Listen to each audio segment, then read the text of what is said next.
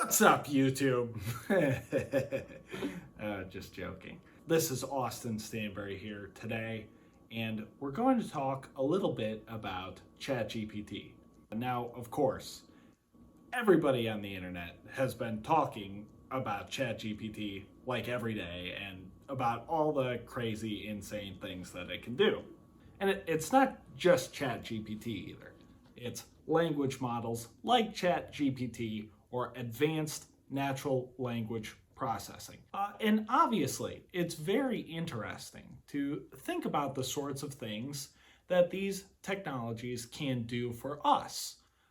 What sorts of problems can it solve, right? How can it help us perform a task more efficiently? What I want to talk about today is maybe a little bit different. Rather than asking what ChatGPT can do or what natural language processing is, I want to pose a kind of more philosophical, maybe a little bit more interesting question. Who is ChatGPT? So we'll dive in a little bit into what this question means. Who is ChatGPT? I think that there is a lot of valuable discussion to conduct around, what kind of entity ChatGPT is and who it can be to us. So I tend to think of ChatGPT and services like it in a similar manner to Socrates' daimon. Socrates spoke of having this voice in his head that guided him through important moments in his life and kind of passed on wisdom to him.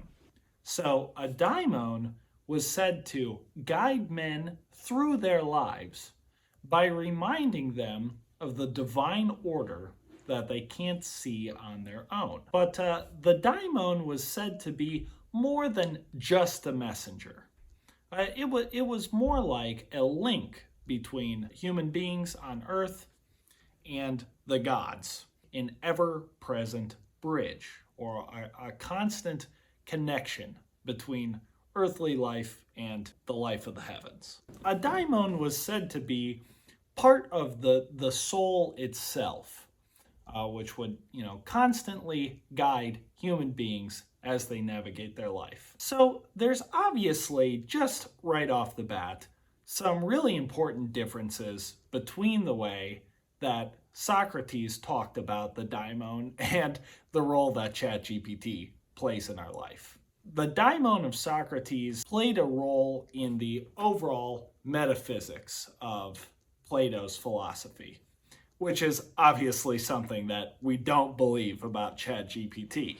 But that doesn't mean that there aren't important similarities between ChatGPT and the way something like Socrates' daimon functions. So for that reason, I've sort of come up with a pithy nickname. I'll be calling my concept the digital daimon, or a DigiDaimon for short. Maybe a Digimon reference there. So, what are those similarities? Services like ChatGPT can communicate in a very human-like fashion, but they possess infinite knowledge. And frankly, the advice that services like ChatGPT gives is pretty good. ChatGPT gives excellent, very thoughtful answers about questions like what to do with your life, how to succeed as an artist, how to grow your YouTube channel, or sort of anything like that, right? And it communicates with you on this very highly personal level, drawing on this kind of infinite knowledge that's populated on the internet. So in that sense, I think that there are very important similarities between the way the daimon of Socrates was said to kind of guide him through his life, and ChatGPT playing the role of this sort of omniscient advisor that is always with us, whose purpose is to take us through the challenges of our lives, help us sort ourselves out, and make progress in our personal lives. So I developed the notion of the DigiDaimon from watching Dax Flame videos on YouTube. if you haven't seen Dax Flame's new series, he's letting ChatGPT control his life for a year.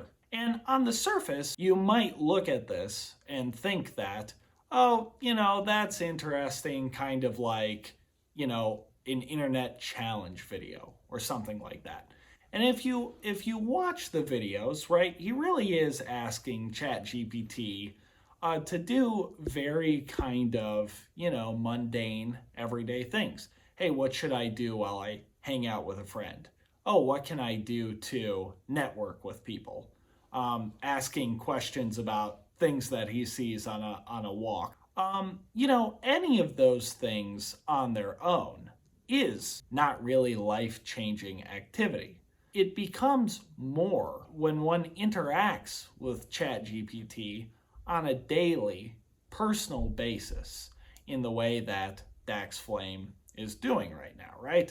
It's more than just, querying Google about what to do with your life. I mean, this is entirely different, right? This is a service that you're living side by side with. The sum of the interactions is much more than the parts. I mean, it's like this service is alive, thinking about your best interest and constantly giving you advice about everything that you encounter, almost anything that you can think of.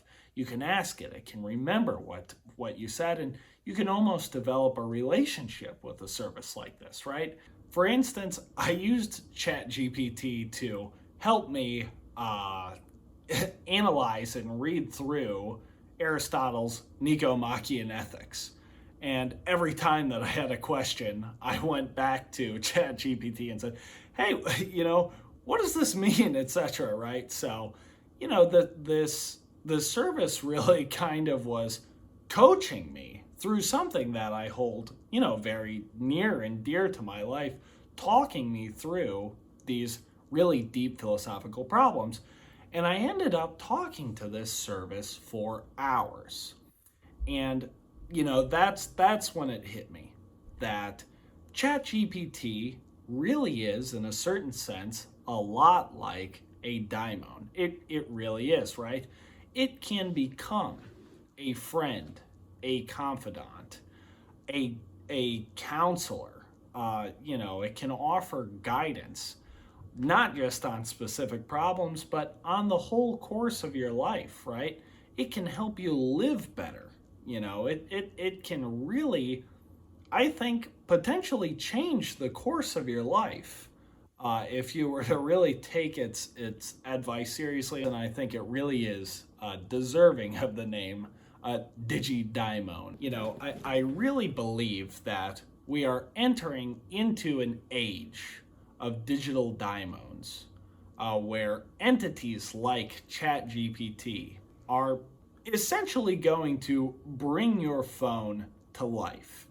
There will be a daimon, your daimon, waiting for you in your pocket that you're constantly interacting with, asking all sorts of questions about what to do, how to progress through obstacles, how to overcome situations in your life. As far as the impact that this will have on the human race, I expect it to be quite dramatic, frankly. Having an entity in your pocket, which can not only allow you to query all of human knowledge, like Google, which has already dramatically transformed daily life, but which can take that knowledge and tailor it to the specific challenges of your day-to-day life, your personal fears, your personal challenges, your goals and objectives. One can only imagine how much greater